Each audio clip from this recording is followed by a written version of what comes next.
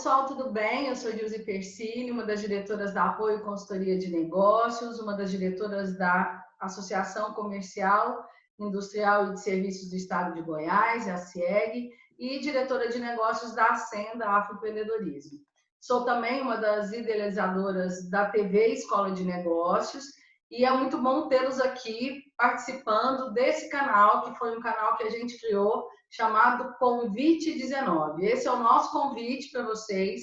Serão 19 entrevistas com 19 temas para a gente discutir o que vai ser, né? O que é esse novo normal, o que é esse novo mundo que surgiu, nós somos atropelados por essas inovações que vão se consolidar antes do que a gente esperava, e aí mais do que nunca, lembrando o nosso amigo Faustão, mais do que nunca a gente precisa estar bem preparado. E eu estou muito honrada de contar aqui com a presença de uma pessoa que eu tive o privilégio de conhecer, de trazê-lo para conversar no Congresso Goiano de Recursos Humanos, quando eu era presidente da BRH, e que é uma pessoa que eu acompanho muito o trabalho e que a ideia era entrevistá-lo para a TV já há bastante tempo. O bom é que a gente, com a Covid, a gente teve que institucionalizar o remoto, e aí eu, bem na cara dura, já chamei ele, aceitou esse convite, que é o Eduardo Carmelo, que é, além de extremamente competente, uma pessoa que você fica conversando, né? Acho que eu estou pondo o cronômetro aqui, porque senão o nosso editor vai brigar com a gente, porque se deixar a gente fica aqui conversando até amanhã, porque é uma pessoa que, além de muito conhecimento, tem uma vibe excelente, e trocar com ele é muito bom. Edu, muitíssimo obrigada por estar aqui conosco. Se apresente para o pessoal, por favor. Obrigado, Dilze. Como vão, meus amigos? Muito obrigado pelo convite. É um prazer estar com você aqui. Eu sou o Eduardo Carmelo. Eu sou diretor da Entusiasmos Consultoria em Talentos Humanos. Nós, o ano que vem, faremos 25 anos. Nosso trabalho como consultoria é qualificar as empresas para inovar e produzir propostas singulares de valor, principalmente em ambientes de complexidade e incerteza. Então, nosso foco de atuação é sempre gestão da transformação, né? Futuro e gestão da transformação. Nós trabalhamos com transformação digital, transformação cultural e transformação estratégica, e a gente tem uma outra unidade que trabalha exclusivamente para desenvolvimento de liderança, como preparar essa liderança para construir esse futuro promissor. E também sou conhecido como um palestrante nacional, né? Viajo o Brasil inteiro, trazendo essas tendências de futuro e trazendo as novas formas de se liderar e de se fazer gestão, né? Daí, em função de acho que é o nosso bate-papo, né? Em função de um livro que eu desenvolvi, chamado Gestão da Singularidade, Alta Performance para Equipes e Líderes Diferenciados, né? Que fala sobre todo esse projeto de como preparar os líderes e a equipe para aproveitar essas ondas da mudança, aprender a surfar essas ondas e construir propostas de valor que sejam importantes para os seus clientes. Excelente. Eu lembro quando você esteve aqui há alguns anos, a gente não vai ficar falando muito de há quantos anos, né? Essa coisa é realmente necessária. Já faz muitos anos, né? Há alguns anos, eu lembro que você passou um vídeo de um pit stop. Sim. Da Fórmula 1, feito há um tempão atrás. Em 1950, exato. E agora, né? E a mudança, que isso foi algo que realmente impactou naquela época, assim, porque são coisas, né? Contra fatos não há argumentos. Então, não tem como você desconsiderar todo a necessidade dessa inovação, de uma agilidade com qualidade, porque também a gente vê situações que os caras querem ser tão rápidos no pit stop que o cara anda e o pneu vai embora. Sim. Foi muito, muito interessante. Aí eu queria que você falasse um pouco mais desse seu trabalho, da gestão da singularidade, É sempre bom a gente entender um pouco o que veio antes e o que gerou essas suas Tá bom. reflexões, né? O que a gestão da singularidade traz de diferente da forma como a análise da liderança, a análise da estratégia e da gestão era Perfeito. feita anteriormente. Tá ok, obrigado. Bom, nós estávamos em 2008. Eu tinha acabado de lançar o meu livro sobre resiliência, que era um livro sobre estratégias diferenciadas para construir empresas de valor. E aí, em 2008, eu fui convidado por um conjunto de empresas que estavam se preparando para desenvolver academias de liderança, e eles queriam desenvolver academias de liderança que fossem diferenciadas e que fossem funcionais, né? Então, eles não queriam pensar em novidades, mas eles queriam entender que tipo de inovação precisava ser feito na capacitação de lideranças. E eu fui convidado para estudar desempenho da liderança e inovação da liderança. Na época, a gente já conhecia uma abordagem chamada Design Thinking. Então, eu usei o Design Thinking para conseguir observar o modelo mental dos líderes do Brasil e observar a forma pela qual, né, a cadeia de experiência de ação que eles faziam e, a partir daí, investigar e descobrir o que eles poderiam fazer de diferentes. E aí, em resumo, né, o que a gente percebeu? Nós percebemos que, então, qual era o foco? Né? Nós estávamos em 2008, não sei se você lembra, em 2008 existia uma crise. Então, há mais de 3 meses, várias empresas, o nosso estudo foi com 100 empresas, que eram todos os nossos clientes, e com mais de 8.000 profissionais, sendo 3.000 líderes, tá? Então, ao estudar, a gente estava num contexto onde várias empresas em 2008 estavam há mais de 3 meses sem bater a meta, sem conseguir gerar a meta que tinha a meta financeira, né? Meta de vendas e financeira.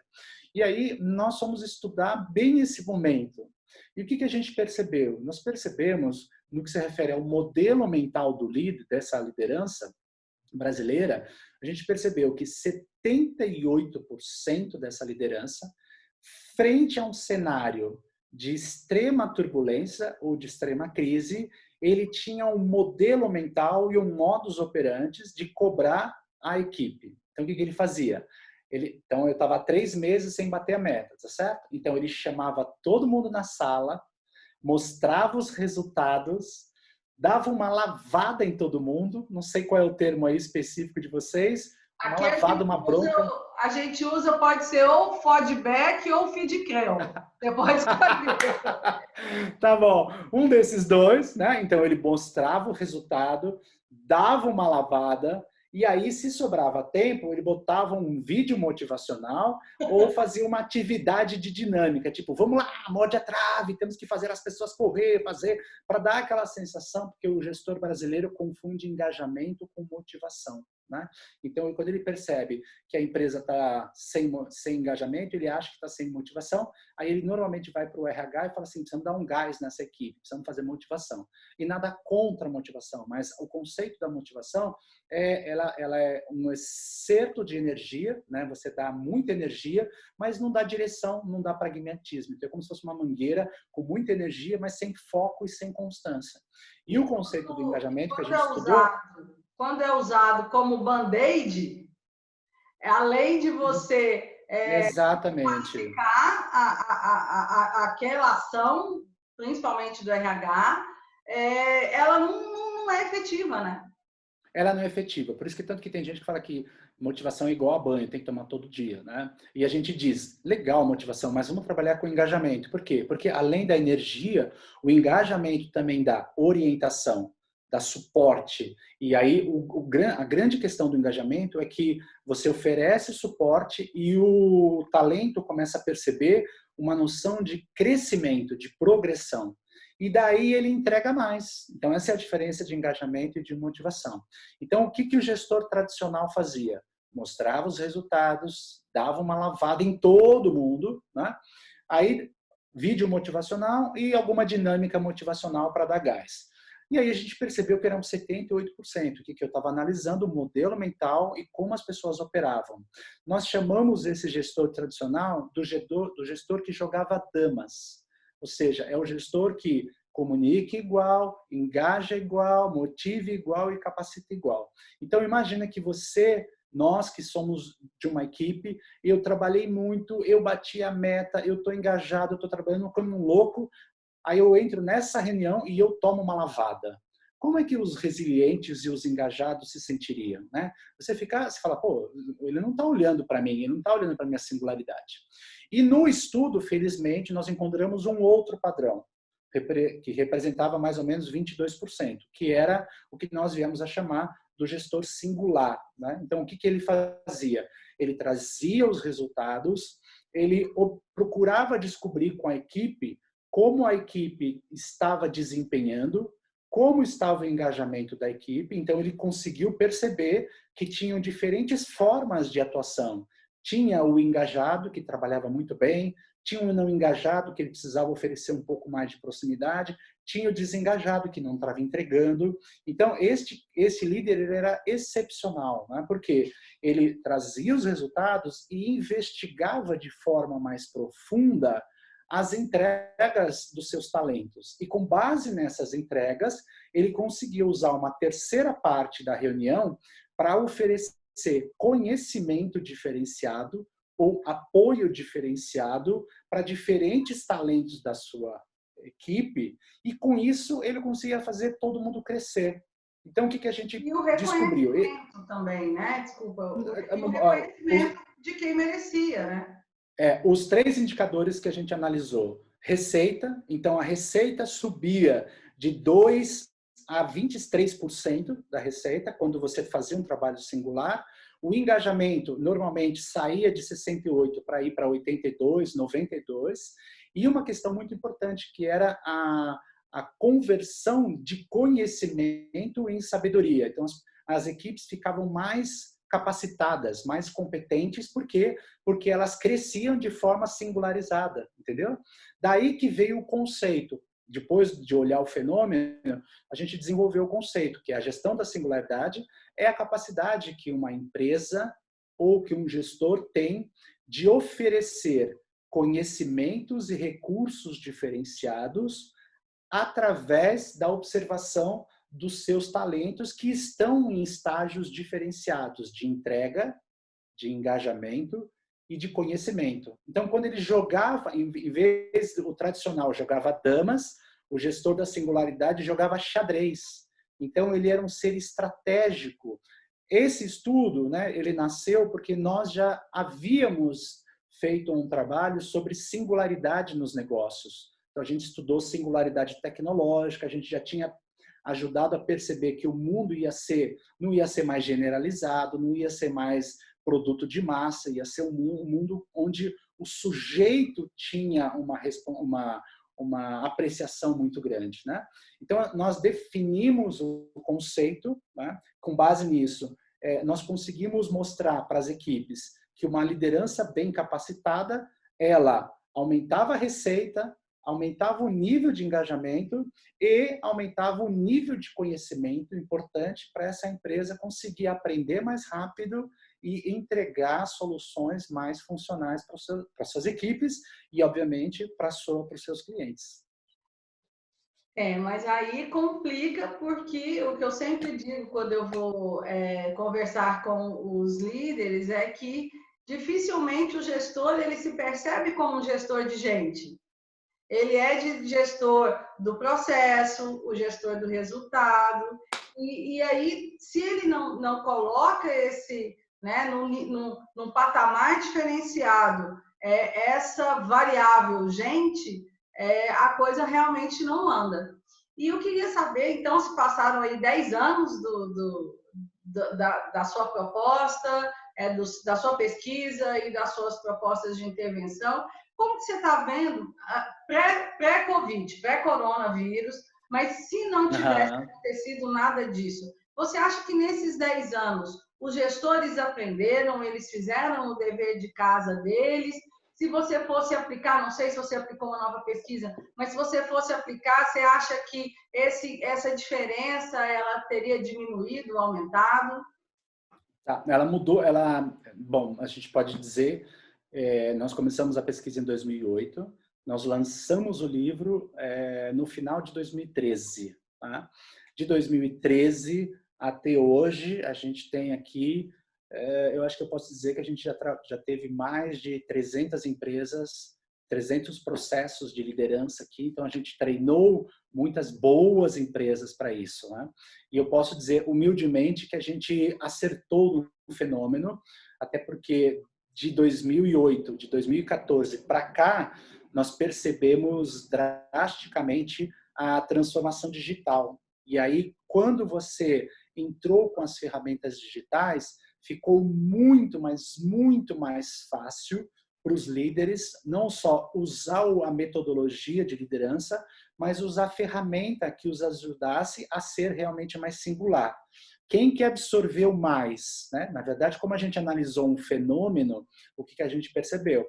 Quem está mais próximo da gestão da singularidade são as empresas de tecnologia, são as startups, e são todos os transatlânticos que a gente chama. Aqui nós temos 3 grandes áreas, né? A gente atende as grandes empresas, os grandes transatlânticos, né? Empresas que, em geral, hoje, eles estão buscando singularidade e velocidade, né? Então, eles precisam pensar como uma startup, né? Então, aí existe todo um trabalho que a gente faz, porque você precisa fazer o redesign da organização, você precisa mexer muito numa cultura. Então, as culturas que são mais horizontalizadas, elas têm mais capacidade de usar a singularidade e produzir mais desempenho e inovação. Então, em 2017, eu fui para Vale do Silício, em 2018 eu fui para Dubai, em 2019, o ano passado, eu fui para Israel. Esse ano eu ia para a China, mas 2 dias antes a gente não pôde ir. Mas o que você vê nesses celeiros de inovação, nessas grandes empresas tecnológicas, que a singularidade já é uma prática extremamente comum, né? Não é, eu sempre brinco, não é uma novidade, tanto que quando a gente lançou, que eu fui mostrar para a IBM, quiseram conhecer o trabalho, a IBM quis conhecer o trabalho, eles falaram, puxa, que bacana, né? Nós já, de uma certa forma, fazemos isso. E eu disse, sim, claro, porque eu estou estudando um fenômeno. Quem está saindo na frente está sendo mais singular. Então, dá para a gente dizer, líderes mais singulares, né? Líderes que usam a gestão da singularidade, desenvolve melhor a saúde, a produtividade e a inovação da sua equipe e tem como resultado o ganho da vantagem competitiva. Então, é como se você pudesse dizer, há uma vantagem competitiva entre uma empresa de entregas que a gente tem e a Amazon, por exemplo. Qual é a vantagem competitiva, né? Não só a agilidade, mas a Amazon, a Apple, o Facebook e várias empresas que eu conheci nos Estados Unidos e Israel, eu voltei de Israel com a sensação de que eu estava 15 anos atrasado. Entendeu? 15 anos atrasado. Por quê? Porque a gestão da singularidade lá já, quer dizer, você me perguntou, né? O que seria a evolução da gestão da singularidade? A gente está chamando de SCS, porque a gente analisou a singularidade, agora a gente está analisando o contexto e analisando as soluções sistêmicas, né? Essa é a nossa nova versão de atuação. Então, por exemplo, enquanto eu demoro 2 horas para conseguir falar com o meu gestor de um banco para ele tentar ver o que aconteceu com uma conta minha, né? E existe um outro banco que eu falo com uma inteligência artificial e ela consegue saber quem eu sou, quais são os meus produtos, o que eu estou precisando, e enquanto num banco A eu preciso de 2 dias para liberar um cartão meu, no banco digital o chat, eu converso com a inteligência artificial e ele, na verdade, me libera em segundos o cartão. Então, com quem que eu vou trabalhar? Né? Com quem não sabe quem eu sou, não sabe a minha urgência, não sabe o que eu preciso, eu tenho que esperar a boa vontade dele, ou eu vou trabalhar com alguém que sabe quem eu sou, sabe os meus produtos, sabe o meu problema e resolve para mim em 2 minutos. É isso que a gente tem chamado, né, da evolução da singularidade, que é singularidade, contextualização e sistêmico. Então, enquanto este banco insiste em me vender consórcio, este banco sabe que agora eu quero financiar um carro,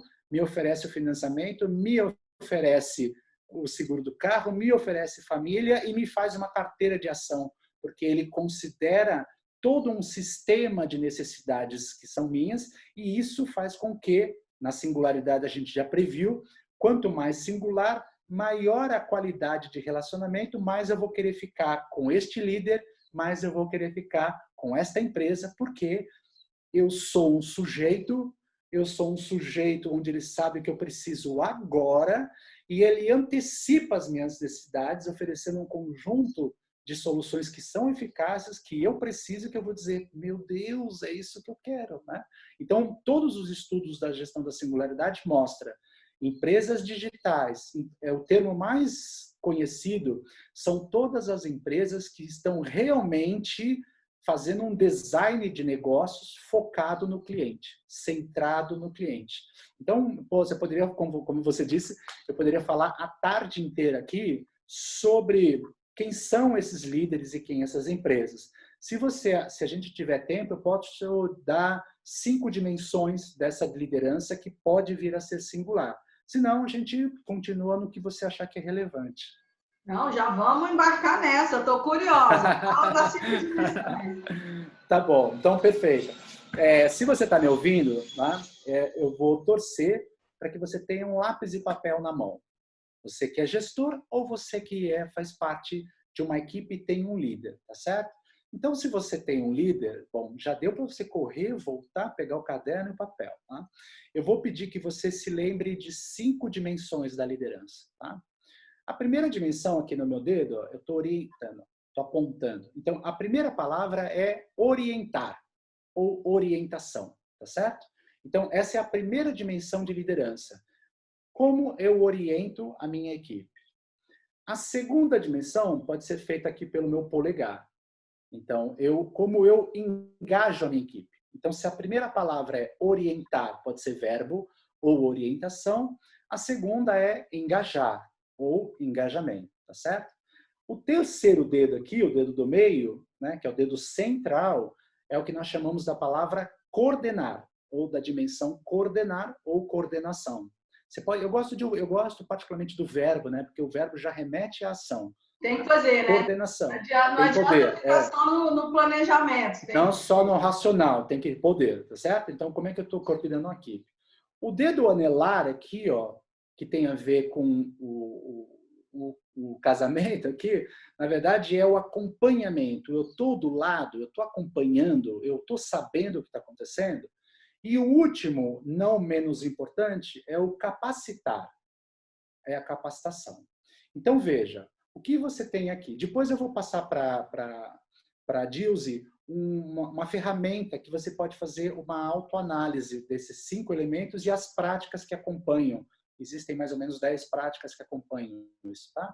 Então, se você é líder, você pode fazer uma análise agora, né? Nesse momento em que nós estamos. Dessas 5 dimensões, qual você acha que é a dimensão que eu preciso dar mais enfoque agora? É orientar a minha equipe, é engajar a minha equipe, é coordenar a minha equipe, é acompanhar a minha equipe ou é capacitar a minha equipe? Tá certo? Agora, se você é de uma equipe, se você não é líder agora e você está assistindo e está acompanhando e fez as 5, você vai fazer a mesma avaliação. Só que você vai dizer assim, dessas 5 dimensões de liderança, qual é uma ou 2 dessas dimensões onde o meu líder, neste momento, está falho? Tá certo? Agora é diferente. Você vai fazer uma análise do seu líder, tá bom? Então, olha que interessante, líder, para a gente fazer a síntese. Se você fez essa análise, o que é importante depois é você pegar essa ferramenta que eu vou te dar e dar para a sua equipe. Para a sua equipe fazer uma avaliação de você. E o que você vai descobrir? Porque se você faz essa análise sozinha, você vai falar assim, ok, amanhã eu vou coordenar. Ou amanhã eu vou orientar melhor. Bacana. Mas quando você deu para os 20 da sua equipe, para os 5 da sua equipe ou para os 10 da sua equipe, o que você vai descobrir é o que nós descobrimos. Vai ter o João que está te pedindo orientação. Vai ter a Maria que está te pedindo engajamento. Vai ter o Sérgio que está te pedindo capacitação. Vai ter a Dilze que está te pedindo acompanhamento. Vai ter o Edu que está te pedindo capacitação de novo. Então, o que você vai perceber? Você vai perceber que agora você tem a oportunidade de ser um líder singular. Por quê? Porque você não vai fazer uma reunião e dizer, gente, vamos lá, morde a trave. Não, você vai ser um líder singular. Porque se você consegue descobrir a necessidade de cada um da sua equipe, você consegue oferecer a dimensão ajustada para aquilo que ele precisa. Então, você é um líder singular que orquestra a sua equipe. Imagina um maestro, né? Quando o maestro está regendo, e quando ele percebe que tem alguém desafinado, ele não chama todo mundo e fala, gente, vamos ser afinados, a importância é afinar. Não, ele não faz nada disso. Ele fala assim, e aliás, ele também não manda e-mail para todo mundo ser afinado. Ele sabe quem é. Então, ele sabe que o naipe de trompete precisa ser afinado. Então, o que eu quero dizer? A Maria precisa saber como ela tem que atuar melhor. O Sérgio, eu preciso de mais proximidade para ouvir, para descobrir se eu retiro alguma barreira dele. A Ana precisa, neste momento, eu dei um projeto, a gente tem um projeto agora. O projeto, a gente faz um projeto em 30 dias. Agora tem que fazer uma semana. Ela não dá conta. Então, o que eu tenho que saber exatamente, o que eu tenho que treinar nesta semana para ela poder se desenvolver? Então, o que a gente percebe? Quando você atua nas 5 dimensões de maneira singularizada e orquestrada, a sua equipe, e você oferece conhecimento diferenciado para as equipes, para os sujeitos que estão em estágios diferenciados, você cresce engajamento logo de cara, porque você deixa de ficar pulverizando informação para trabalho singular. Imediatamente o engajamento sobe. Você produz melhor, então você atinge as metas melhor. E aí você está oferecendo, eu acho que é a palavra diferenciado, o verbo diferenciado para criar um futuro, que é preparação, que é capacitação. É só perceber como nós estamos hoje, eu vou terminar aqui, Dilze. É só perceber, com todo o respeito do mundo, né? Eu falo isso com todo respeito. Quem há 2 anos atrás se preparou de forma digital, fez um e-commerce, se organizou com uma trilha digital há 2 anos atrás, hoje ou está perdendo menos, ou está sofrendo menos, ou está feliz porque está trabalhando muito, porque está vendendo muito. Quem não se preparou e está correndo atrás para fazer cursos, ótimo também. E está percebendo neste momento que a singularidade, o timing adequado e a construção de soluções ou de resoluções singulares para os seus próprios clientes ou para as suas equipes, está neste momento preparando, né, a sua marca para poder surfar um futuro promissor. Porque quem entendeu esse conceito, a singularidade, várias empresas já entenderam, mas se você é um líder que passa a agir de forma singular, eu posso dizer com toda a minha certeza, porque eu estudei de forma científica, fenomenológica, que você tem respostas melhores diante dessa crise. Você se torna um resiliente e você gasta o seu tempo não só para ficar perturbado e cortando o custo, mas você gasta o seu tempo para ouvir melhor os seus clientes, para descobrir o que você pode aprender com eles, para qualificar os seus funcionários, para que eles possam trabalhar melhor e que para nós três, né, todos esses stakeholders, saiam dessa situação com mais atenção, com mais conhecimento e com mais capacidade para produzir um futuro promissor para a sua organização. Assim, quando você fala, né, porque a gente está falando tanto de várias, como você bem colocou, várias maturidades e a gente sempre, não tem como a gente pensar as coisas sem pensar pensar no futuro, sem pensar na tecnologia, mas se você não adianta ter todo o aparato tecnológico, se você não tem algumas simples habilidades ou soft skills, como hoje está na moda dizer, que é a de empatia, porque você não vai conseguir nunca exercer a singularidade se você não tem empatia. Se você não tem empatia, Fantástico. você não enxerga o outro e aí nunca vai se colocar no lugar do outro. E aí vem uma coisa que é a grande dificuldade, porque junto com a ascensão profissional vem a questão do poder e a questão do ego, que vai inflando, e aí é muito complicado você aceitar que eu tenho que mudar a minha forma de liderar. Não é o meu liderado que ele tem que se moldar para que eu seja um bom líder. Eu que tenho que ser um bom líder para o meu liderado. Sim. Tem uma ferramenta de assessment que a gente utiliza aqui, que ele tem um dos relatórios que ele oferece, ele fala de motivadores, né? E do que motiva, o que desmotiva a pessoa naquele cargo. Muitas vezes a gente quer colocar o cara no cargo, mas o cargo exige um monte de coisa que ele não gosta. E também ele traz a relação do estilo de líder que aquele liderado se adapta mais. Porque aí, para você, na hora de fazer um processo seletivo, ou de fazer uma promoção, ou de fazer um job rotation, você tem que entender se vai dar match líder-liderado. Porque senão você vai malhar o ferro frio e você não vai conseguir. Então, eu queria que você falasse dessas e de outras soft skills, para que esse líder possa realmente ser um líder do xadrez e não um líder da dama ou do jogo da velha, porque aí a gente não sabe por que perdeu, né? Porque dama e jogo da velha é uma coisa que depende muito da sorte, do outro ser pior que você, porque não tem estratégia, porque é só um caminho que tem que seguir. Da dama é você ir lá e comer as pecinhas do outro. Do jogo da velha é você fazer a bolinha primeiro que o cara. Então, o xadrez não. O xadrez você já tem uma responsabilidade maior no resultado. E só que eu tenho que ter as competências para garantir esse resultado. Quais seriam as principais, Edu? Perfeito. Bom, a primeira soft skills que a gente tem estudado e desenvolvido é o que a gente chamaria hoje de ser um gestor design thinker. Por quê? Porque a soft skill mais procurada hoje, segundo o Fórum Mundial Econômico, é a capacidade de resolver problemas complexos. Essa é a primeira que a gente tem hoje. Então, se eu sou, que é o que você falou muito bem, há uma contraposição, né? Quer dizer, nós ainda temos muitos líderes que ainda estão no posicionamento do comando-controle.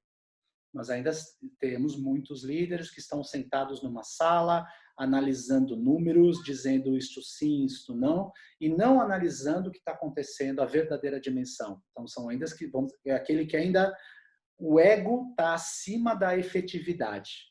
Né? Então, eu trabalhei no Banco do Brasil, eu amo o Banco do Brasil, mas eu tinha um chefe egóico. Né? Então, assim, você não podia falar para ele, ele tinha que ser do jeito que ele queria, e frequentemente esse jeito que ele queria era o jeito errado. Por quê? Porque ele estava num pedestal lá em cima sem saber o que estava acontecendo na realidade. Então, você sai de uma empresa estritamente burocrática para uma empresa profundamente adocrática, né? Ou seja, esse líder está em campo, então ele tem que sair do pedestal. Ele tem que estar vendo o que está acontecendo lá no campo, porque lá no campo é onde está acontecendo a realidade de valor.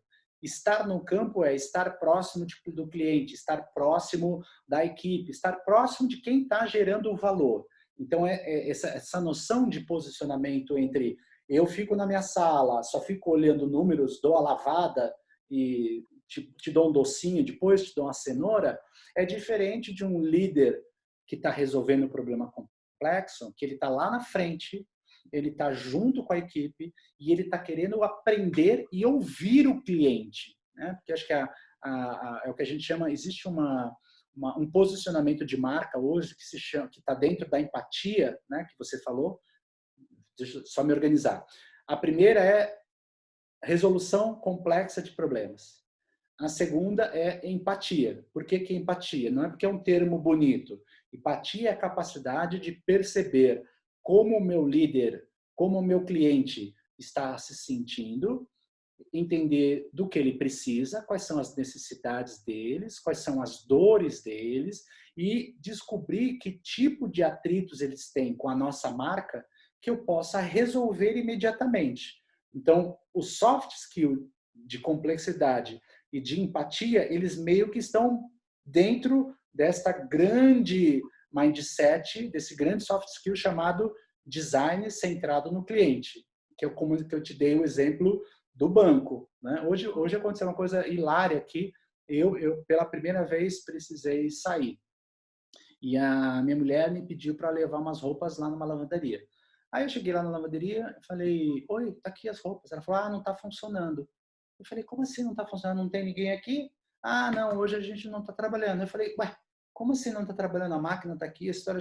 Não, a minha chefe não chegou ainda, e enquanto ela não chega, a gente não vai trabalhar. Eu pesquei, né? Falei: essa mulher não quer trabalhar. A dona da loja não está aqui, ela está dando um somebody love, ela não quer trabalhar enquanto a pessoa não está aqui, ela não quer trabalhar. Aí eu falei: você sabe o que vai acontecer? Eu saí e, graças a Deus, no meu bairro tem, eu saí e fui de uma segunda loja.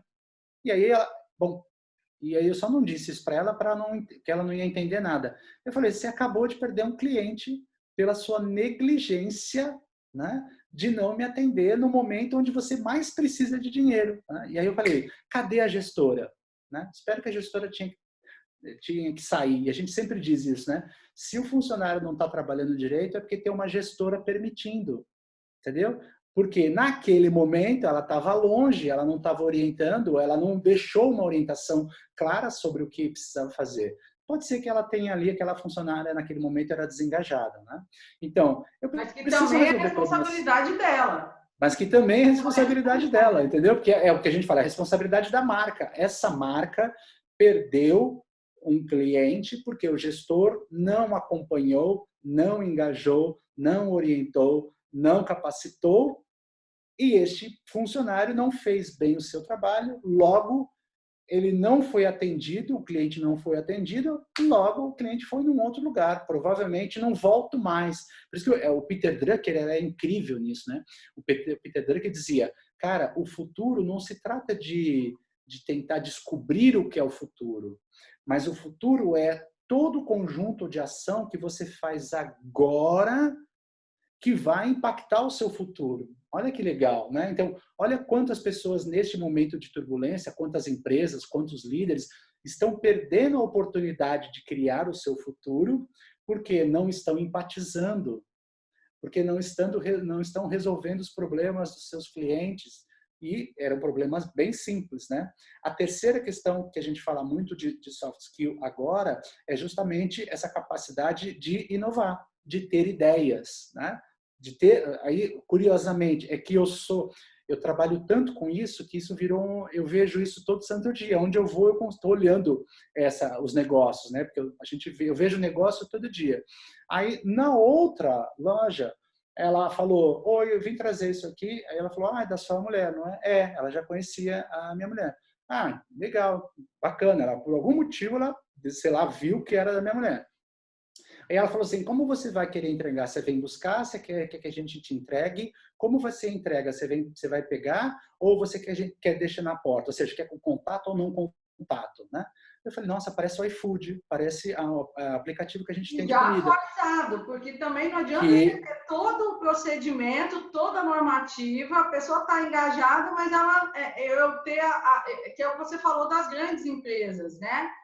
Que é a história do dinossauro, né? O dinossauro ele cai no abismo Exato. porque o recado para o pé retornar não chega a tempo. Então, quer dizer, essa pessoa, além de tudo, ela ainda mostrou a agilidade em se adaptar, né? Então, porque isso que agora eu falo muito, viu? Eu vou parar agora, pode deixar. Mas o que que eu vejo? O que que eu tenho visto todo santo dia com os meus clientes, com os grandes, com as startups, com a gestão pública. Eu trabalho com todos eles ao mesmo tempo. Tudo tem a ver justamente com você, a empatia, só para a gente poder sintetizar as três principais, né? Empatia é farejar o mercado, farejar o cliente. Quantos dos meus clientes hoje, eles ficaram tão focados em cortar custo e não foram ligar para os seus clientes para saber o que os clientes queriam? Quantos dos meus clientes enxugaram a sua operação e a hora que o cliente precisava de alguma coisa, eles não entregaram no prazo, eles não entregaram na qualidade, eles entregaram errado? Quantos estão fazendo isso? Então, a empatia é o seu sinal de... é o seu competência, a sua soft skill de sensibilidade com o mercado, com o cliente, com os seus funcionários, entendeu? Se você tem a empatia, aí você tem a complexidade, a resolutividade, o design. Poxa vida, olha o que eles fizeram, né? Então, uma não quis me atender, outra demorou para atender. Quando eu fui na segunda, né, ela já sabia o meu nome, sempre quis, pensa sempre em singularidade. Ela já sabia de alguma forma quem eu era, ela já sabia o que eu ia entregar e ela já antecipou.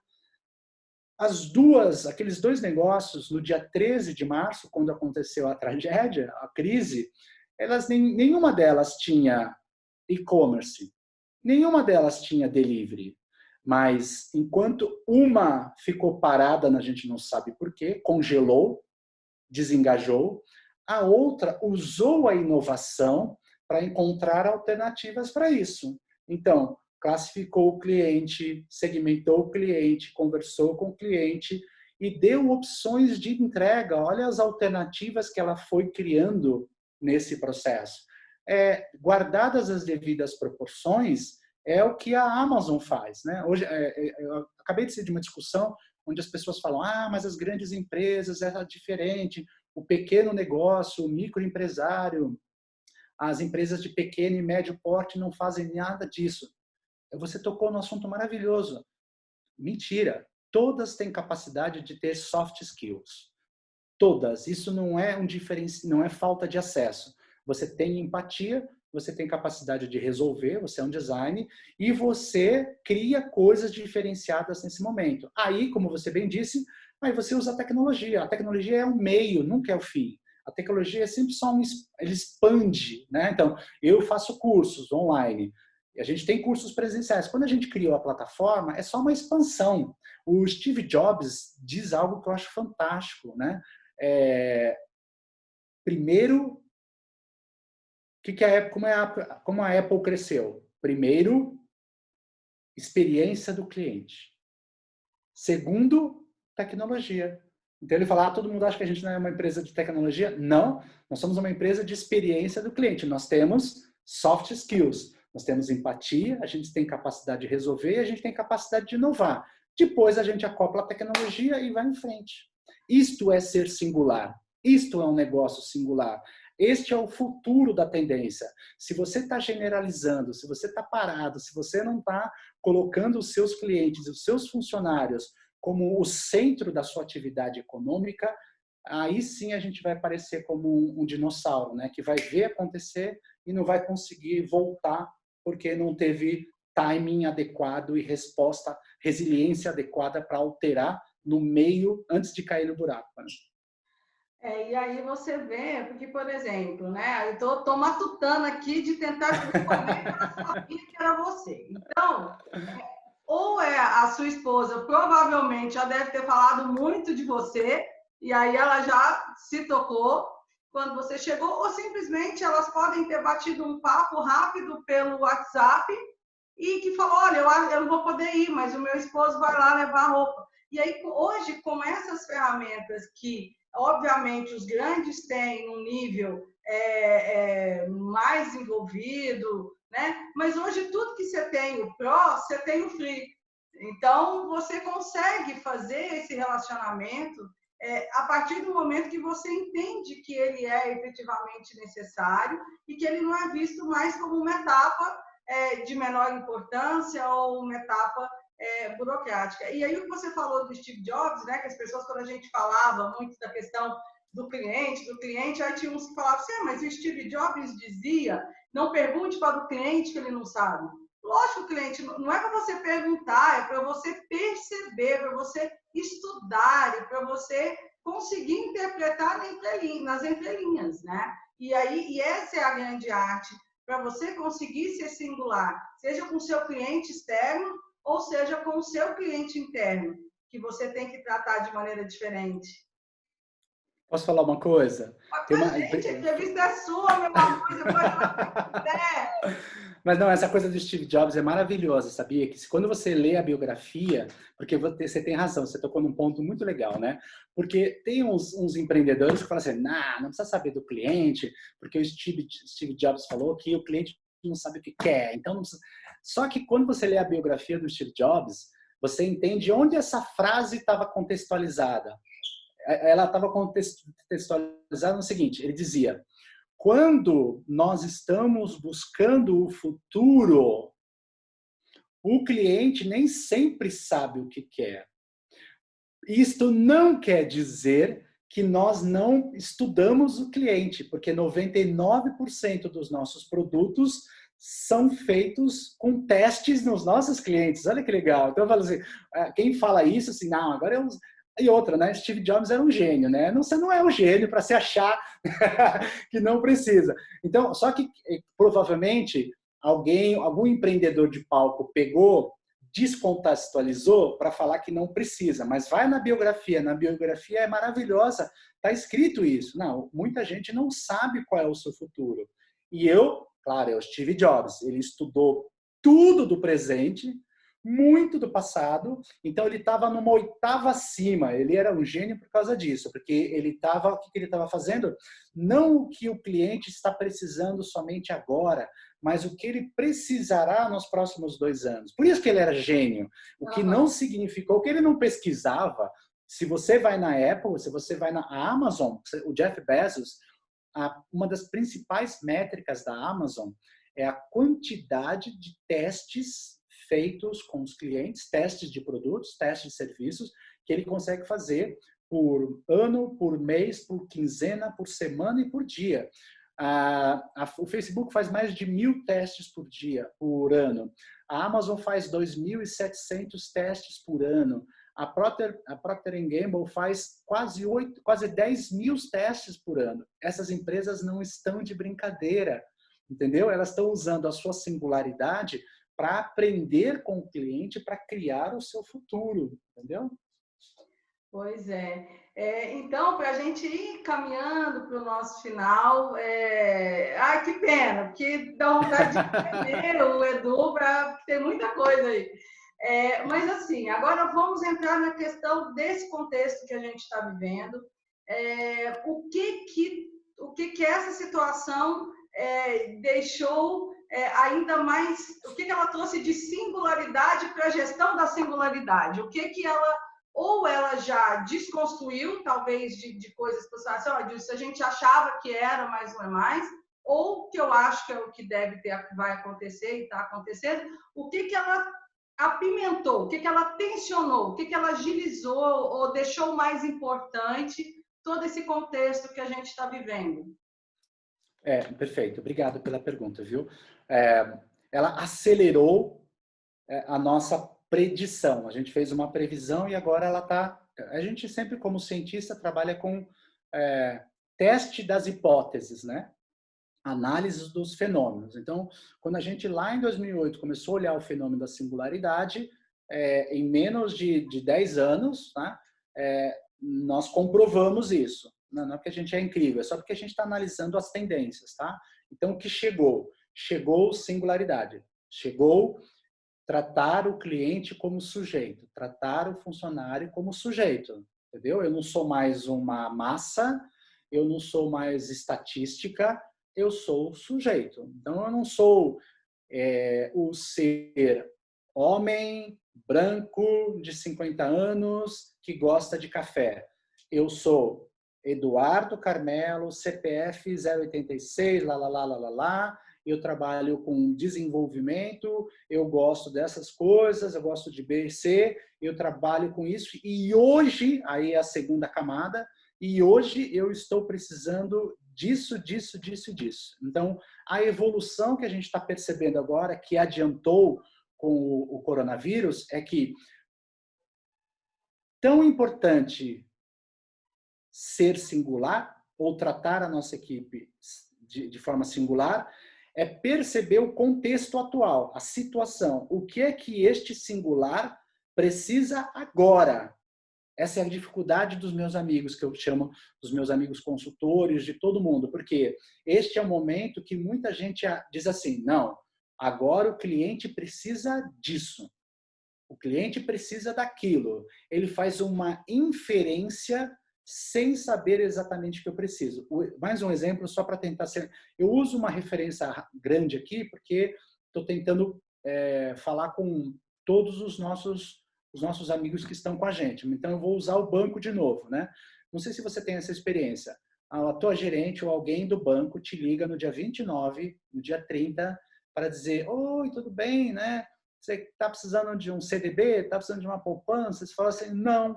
E faz esse teste. Há mais de 20 anos, o script dele é esse. E ele não para um segundo para perguntar, e como você está? E você está bem? Tem alguma outra coisa, algum outro produto que eu posso te ajudar neste momento?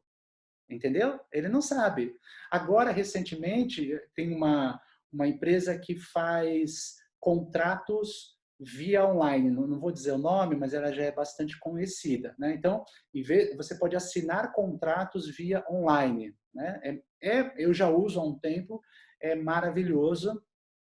E aí, um cliente mandou um contrato para a gente e eu disse para ele, legal, vamos fazer pelo contrato digital? Ele falou, não vamos fazer porque nós ainda não estamos preparados com isso e a gente ainda não se sente seguro. Eu falei, mas a gente assinou vários contratos aqui.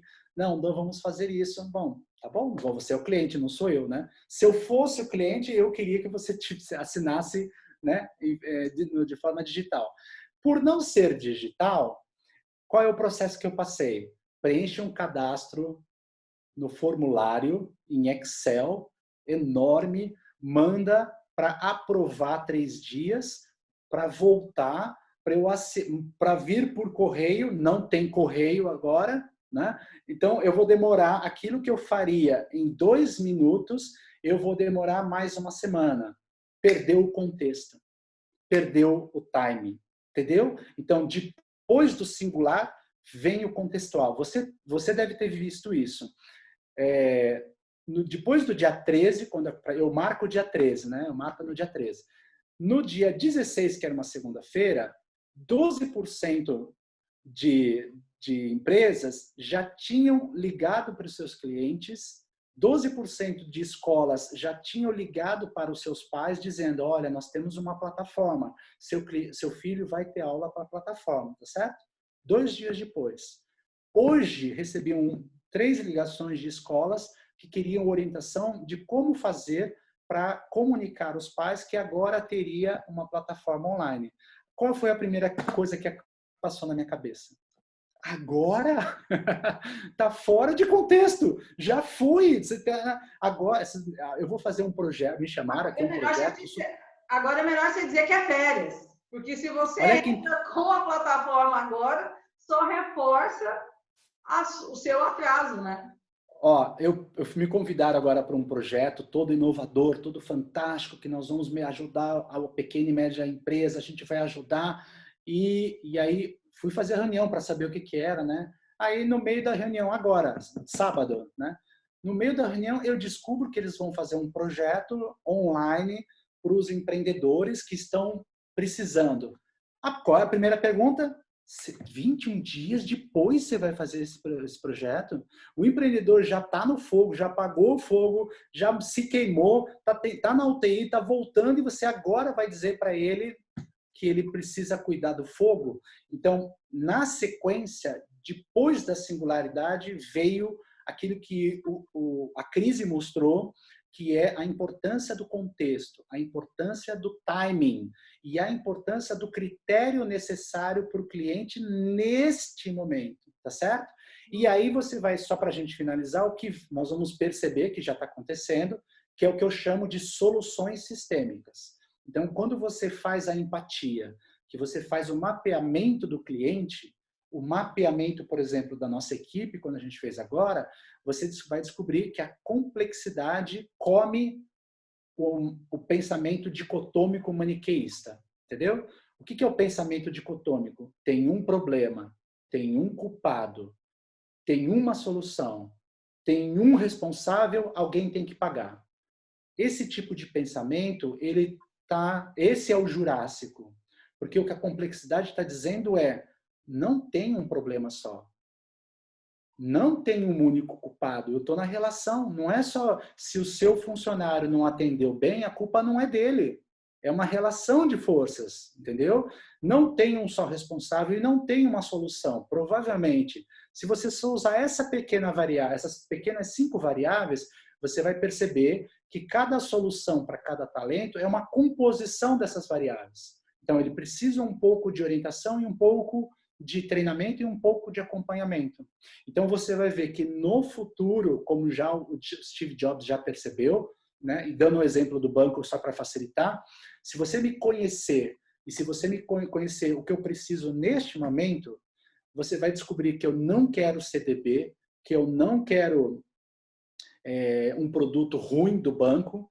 Você vai descobrir, se você descobrir o meu contexto, você vai descobrir que eu quero um crédito para carro, e daí você pode me ajudar a comprar o seguro do carro, e daí você pode perceber que eu, na verdade, quero fazer uma carteira, aprender a fazer carteira de ações. Toda vez que você vai oferecendo soluções sistêmicas, isso vai ser uma forma da sua marca ser uma marca de verdade, ser uma marca que está ajudando você. E toda vez que o cliente tiver a percepção de que você está ajudando, que você não está deixando ele de lado, que você não está querendo ganhar em cima dele, você pode ter certeza que esta empatia que você teve que vai ajudá-lo a construir uma jornada de relacionamento de longo prazo, né? Que é o long life value, né? Assim, você cria clientes que querem você por um longo tempo, né? Eu sou lover da Apple, eu não troco meu Apple por nada, né? Provavelmente ele me ajudou em tantos momentos que é muito difícil eu voltar para o Windows agora.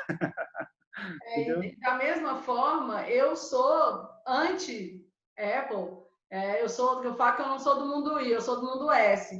Porque há muito tempo atrás eu trabalhava nessa área de marketing, eu era professora de faculdade no curso de marketing, e me ficava na cabeça as reclamações, porque aí fala assim, não, mas o Mac não conversa com não sei o quê, que não conversa com não sei o quê, que não conversa com não sei o quê. E aí eu falei, bom, então então lógico, tem crenças e aí o marketing e as ações sobre a marca vem para tirar isso do cliente. Mas é sempre a experiência. Ontem eu estava fazendo uma entrevista com um profissional nessa área de clientologia e ele falou um termo que eu não tinha ouvido, que eu achei o máximo, que hoje mais do que a fidelização é a finalização, ou seja, o cliente se tornar um fã da sua marca, né?